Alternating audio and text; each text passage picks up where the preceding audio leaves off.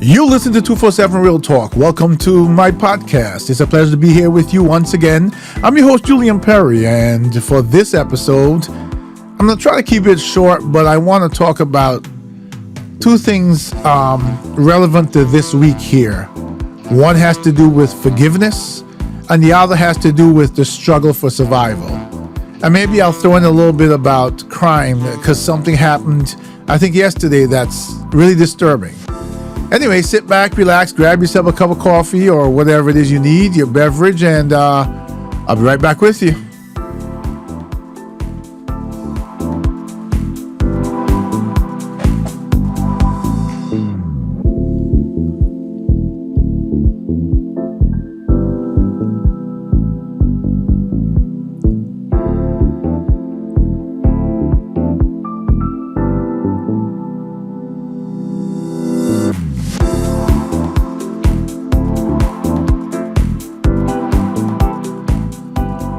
So welcome back to the 247 Real Talk podcast. Once again, I'm your host, Julian Perry. It's a pleasure to be here with you for another episode.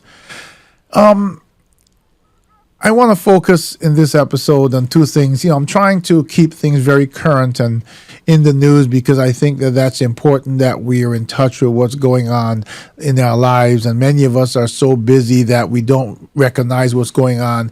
Not only that's affecting us, even though we don't even recognize that, but what's going on around us. So one of the first things that got my attention this week was I was scrolling through my phone and Facebook, and I saw a piece of an excerpt from an interview with Trevor Noah and Will Smith. And I listened to it.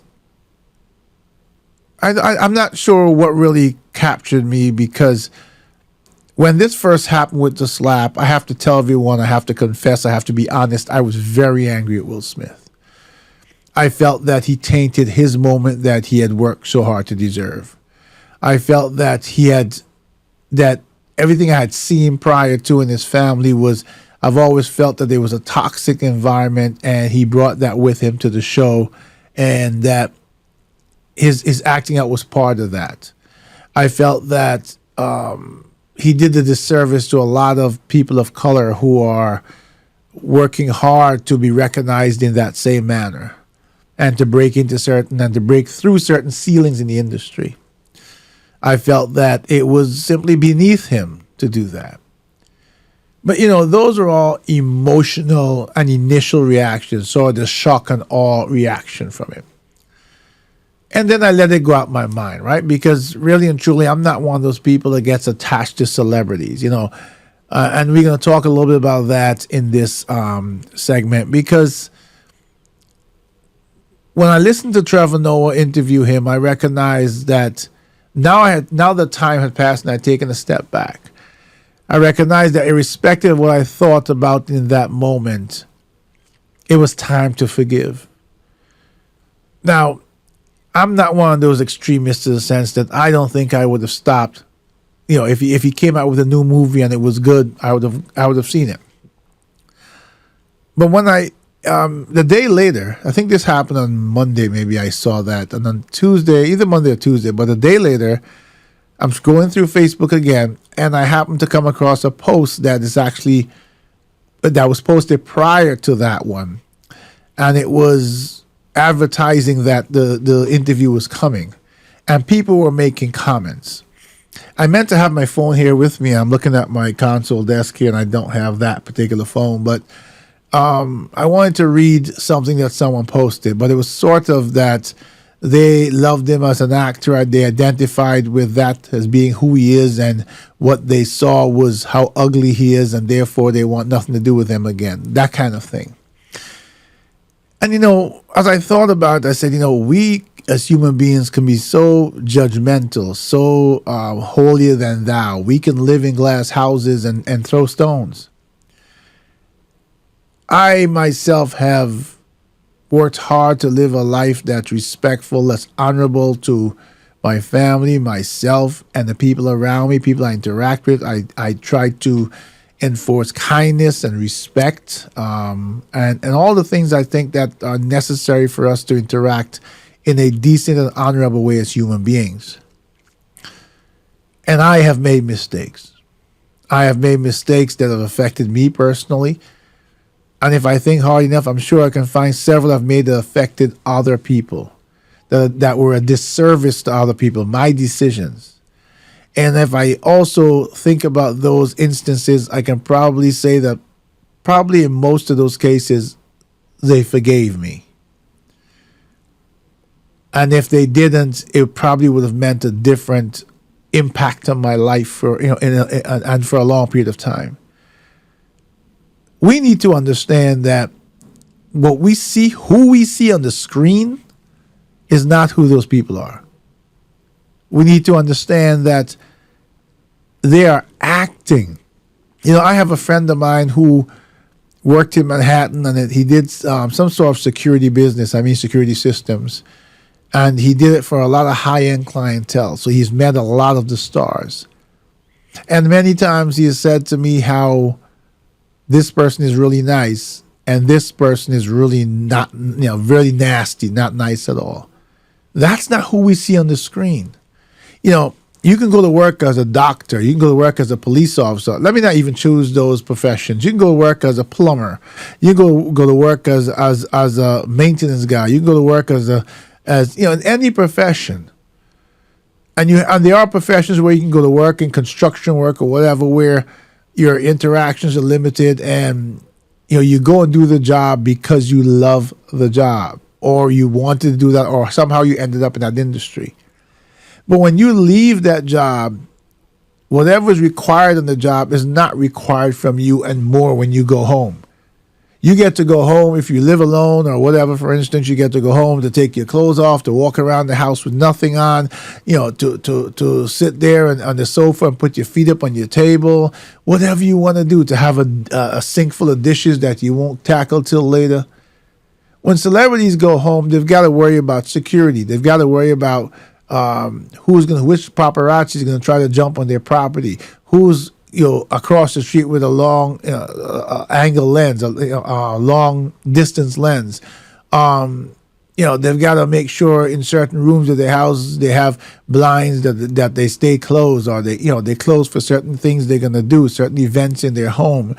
They got to make sure that their children if they're going to a school, that their journeys are safe, and when they get to school, that they're protected from the paparazzi and from people who judge them. I can't help but remember Princess Diana, and she met her death running from people who were chasing her to get photos of her. You and I, ordinary people, don't have to deal with that in our lives. So I think we ask a lot of celebrities because we look at that person on screen and we decide that that's who they are. And I hate to tell you this if you don't know, but not only is that not who they are, but that's not who they have to be. We love to look at people who act in uplifting movies, and soon enough we call them role models. Who made them a role model? We put that label on them, and now because everything is tied to monetarily to their success, so the endorsements and everything else, they now have to live a life who they or the way that is quite different from who they are. Is it wrong? I'm not talking about whether in morals and ethics, but is it wrong in action for me to be a movie star that everyone loves on screen, and then when I leave that character, I dislike everybody and everything, don't want anyone around me, don't want to be a role model, don't want to have conversations, don't want to meet with people, just want to go act in the movie and come home and I'm totally introverted and totally isolated. The media, everyone else will have a ton of things to say. Your publicists want you out there taking photos or whatever. But if you like my movie, you see me on screen, and you keep coming back to see me because my acting, the characters I act, my performances are great. You cannot make me that person. And so if you look through the history of, what was that? Jada Pinkett Smith has that Red Table Talk or whatever it is. I remember what an uproar it was on the internet. And I thought it to be incredible and at the same time incredibly dysfunctional for a wife to sit opposite a husband on a public forum and talk about an entanglement and to go through that publicly. I'm not that kind of public person, right? Whatever the outcome was, if I were in that situation, it would need to be a private discussion. Living your life in the public, and now that's their choice, right? Whether they always were like that or they evolved to be that way. But living your life that way means that you open yourself up to exactly what happened to him. And there's so many other things going on with that family that when I see the articles in the news or the tabloids or whatever, I don't read them. Because I think that there's an inherent pressure that's there. And on that night, whatever happened on his trip to the Oscars, whatever happened at home, whatever happened in the last 5, 10, 15, 20 minutes or seconds or days or months, that was one of the eruptions of it. And it was a moment that whatever was bubbling in him behind the scenes, he couldn't stop. And he probably it's probably one of those things where when you're in a plane, it goes up and it drops. So you had a high moment and then immediately had to have a low moment. I'm sure that after he sat back down and he uttered those few expletives at Chris Rock, he had to start sinking or crashing shortly after that inside. Because he's not stupid, and he had to begin to recognize that despite the standing ovation or whatever, that he made a huge mistake. In his interview with Trevor Noah, he talks about coming home after the Oscars, and he has this nephew who's really sweet and he loves very much, who was sitting in his lap. And part of the interaction with this child, was a huge impact of him recognizing what had just transpired. So that part of my podcast is simply, this episode is learn to forgive. We have to learn not to be so judgmental. I don't understand how we're so judgmental when every single one of us have enough baggage in our lives that someone can judge us. And we would hate to be on the other end of it. Because just how someone can judge Will Smith over a slap, they can judge us over anything else. And we don't have, but we don't have we're not under the scrutiny that these celebrities are. If I walk out of McDonald's and I take the wrapper off of a burger or something and I eat the burger and I throw the paper on the ground, someone bystander might say, look at how dirty he is. Look at that. Look what he's doing. And they walk on.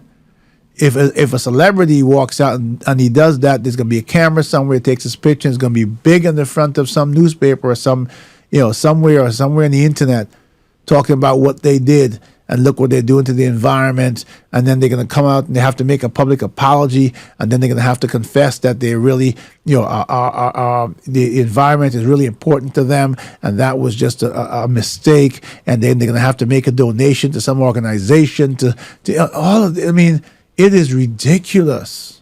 Absolutely ridiculous. I understand that companies pay them money. I understand the endorsements. But none of those things, in my book at least, supersedes the fact that they're human. And that all of us who put these demands on them, we're guilty of sometimes just as guilty as they are, or in many cases, way more. That's all I'm going to say about that, because I want to touch on two other things really quickly. I don't want to make this too long. The second thing is, on my way home tonight, I've been hearing over the last few weeks, and I've spoken about it, about Facebook layoffs, Twitter layoffs, Netflix, I think, layoffs, a bunch of major companies laying off. Tonight I heard Wells Fargo's laying off, and a bunch of other financial institutions are laying off because of the housing market, because of inflation. It's almost like we're plummeting into a recession with no brakes.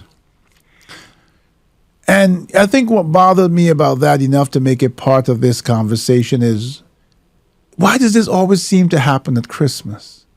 And what I'm getting at is, we as kids, we loved Christmas. As adults, we do too. But we realize that a lot of Christmas, the celebration part of it, not the biblical part, but the celebration part that I'm focusing on for a moment, is about kids and a season of joy and happiness. Maybe one of those parents who's being laid off had their kid asked them for something at the beginning of the year, or maybe they asked them the last Christmas and they couldn't get it, and they saved all year because their kid does great in school and deserved it. And so much so that they were able to tell the child that this Christmas you're going to get it. And then they get laid off. And now that money that they saved, its use becomes more important in survival than a gift. I don't think there's any deliberate, I would hope there's no deliberate intent, but it seems like every Christmas, whenever we have this economic struggle, it always seems to be a Christmas that people get let go. A time of year that's supposed to be filled with joy, a time when it's about giving and sharing. And to me, that's such a difficult thing. I was listening to the news again the other day, and someone commented that 60% of our population right now live paycheck to paycheck. So when you lay someone off, the impact is the ripple effect of the impact is devastating to the same economy that you're trying to protect yourself from, along with their lives are devastated, along with the mortgages they have to pay that even with unemployment they can't pay, along with the rents they have to pay that with landlords now who are going to say, I need my money. Okay, you're putting people in an immense amount of stress because survival is the ultimate challenge. And what they basically do is we lose people, and people lose their lives, and people take their own lives because they can't deal with it. They don't know where else to turn. People turn to crime when they recognize that they're in such a financial situation now that they can't feed their children. Some of these people may have been people who finally started to get back on their feet after losing a breadwinner to COVID. There is so much here. And the problem is that, again, I'll come back to government and the things they actually focus on. They focus on things that they want us to see. It's sort of mythical that they're somehow doing so much for so much of the population, but they're not. If they really want to get down the trenches, if they really want to walk among the people and see what the challenges are, they'll get a true sense if they try to, for one moment, to live in the shoes of some of those people. It is Christmas, a season of giving.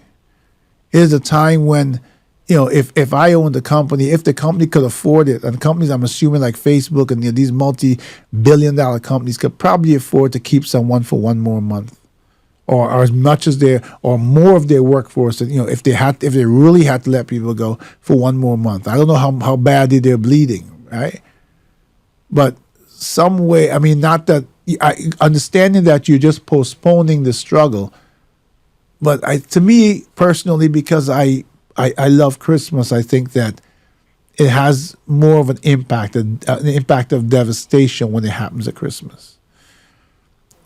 And I don't know what those families will do because, like I said, I know unemployment is not a solution. I know that in addition to unemployment not being a solution, there is the challenge of what next. There's a challenge of industries that have been devastated because of COVID. There's a challenge of we have this tendency. I hate numbers. I hate statistics when we're relating to human beings, because statistics will say, well, they laid off 200,000 people and there are 500,000 jobs. That and that in itself sounds, well, okay, we've got enough jobs for these people. But you've got to think about, number one, what industries are these jobs in? Are they in industries that require training and years of learning that you can't just walk into and start working?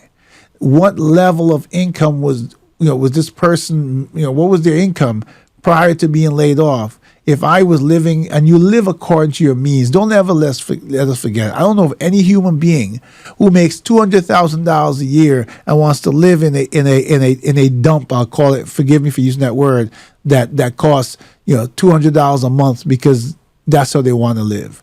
As we work hard, as we progress in our careers, as we earn more, we use that as part of the catalyst to lift our lives up and to enjoy more and to live this one-time journey we have.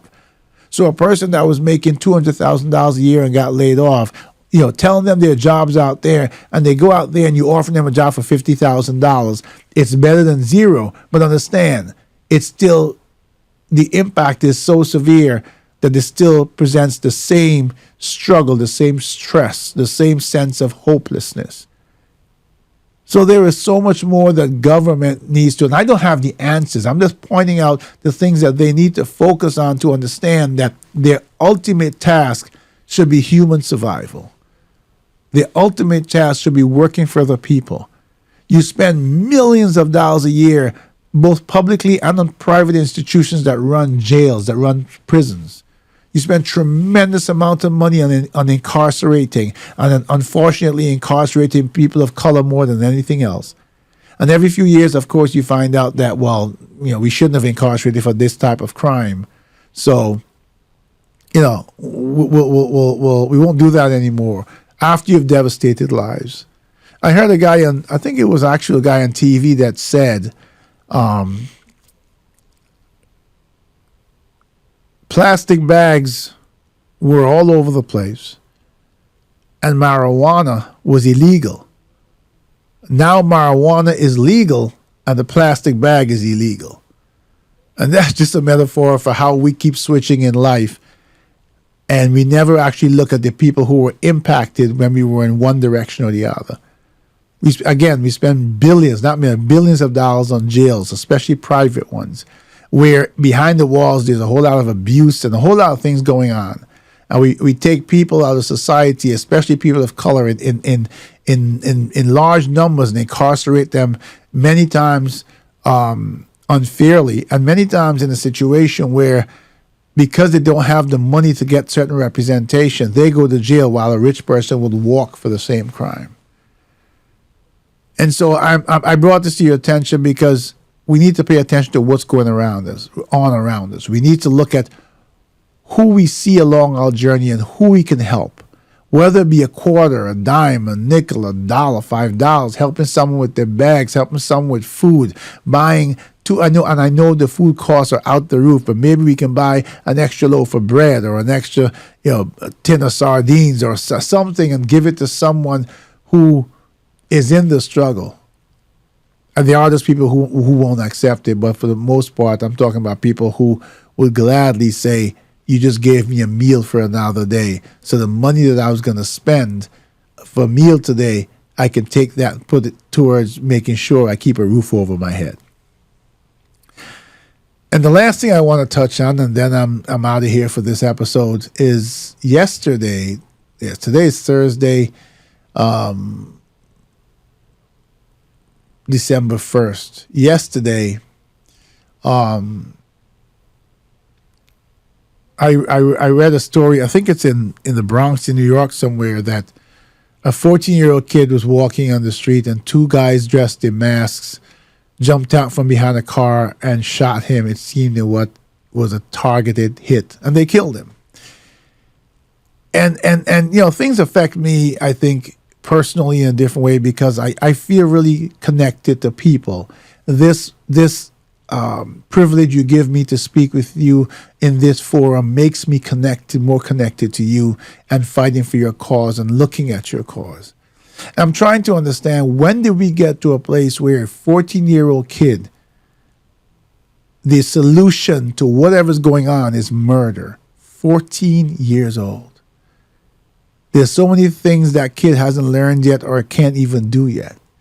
Now, I understand there are 14-year-old kids who have joined gangs, okay? But murdering that kid cannot be the answer. The rivalries today no longer end with fistfights. People feel that, and when you hear these things play out in court, and you hear the reason why one person shot and killed another one, it is scary, and it is sad at the same time, because it's very, very obvious that life has no value to them. They don't look at life and realize how precious it is. They don't look at life. They kill each other, like, when they're dead and they go in their coffin and they're buried, that next week they're going to wake up and start the journey again. The impact on the families. The ones who are caught and incarcerated, that's one thing. The ones who died, that's something else.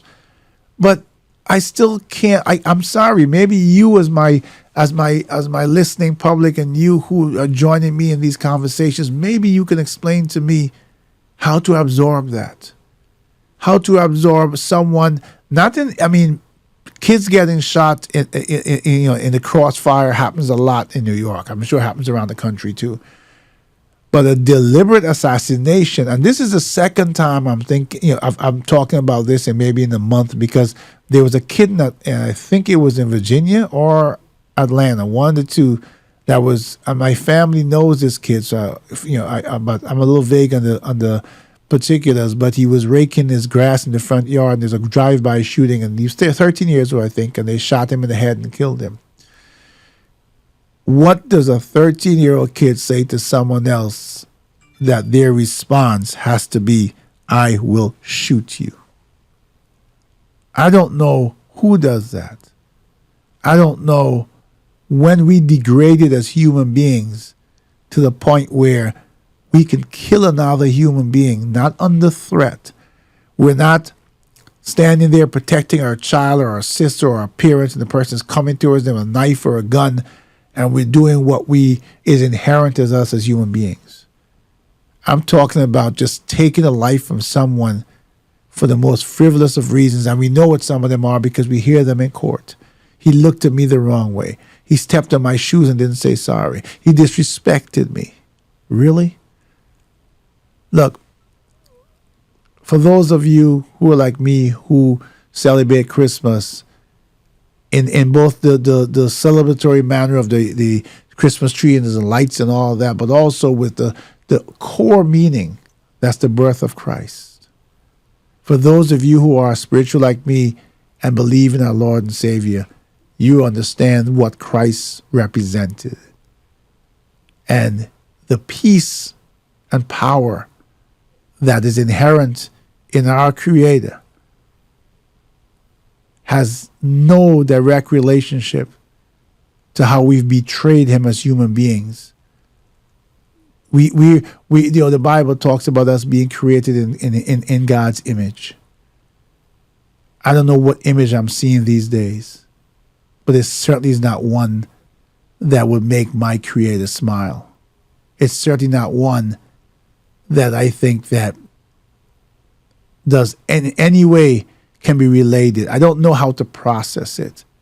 But when you're going to shoot a 14-year-old boy in the head and kill him, or about the body, whatever, but you're going to kill him. When you're going to shoot a 13-year-old boy in the drive-by, probably because you had some argument verbally and they disrespected you. When you're going to run into a bodega, as they did in New York, and kill a kid because you thought he was a member of a gang and he was actually the wrong person you killed. When you're going to walk in the subway in New York City and see the train coming and push someone in front of the tracks because you were that angry.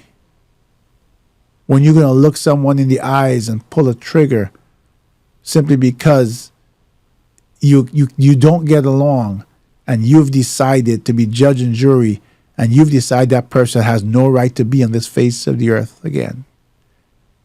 When you're going to make decisions to take lives that you didn't create, then you or whomever commits these acts they're completely lost human beings. And it's sometimes you hear of stories where people are killed and they have a long criminal record. And I don't mean any disrespect to anyone, but you'll hear some relative come out and say, "Oh, he was such a good kid." And the record and the amount of crimes and the warrants of his arrest for attempted murder and manslaughter and all these things get brushed away for that moment. He's such a good kid. I tend to think that somewhere along this journey, the cruelty that we dispense upon others comes back to us tenfold. When we see those instances where someone has inflicted so much pain on so many others, and then we hear that someone returned the favor, I'm going to use that language, I simply think of whosoever sheddeth another man's blood, by man shall his blood be shed. I hate to end this episode on such a somber note, but hopefully it will put you in a mood that makes you want to rise up and be part of something that helps to change. I don't know how much we can get done, but we've got to get something done. And we've got to start now. I'm your host, Julian Perry.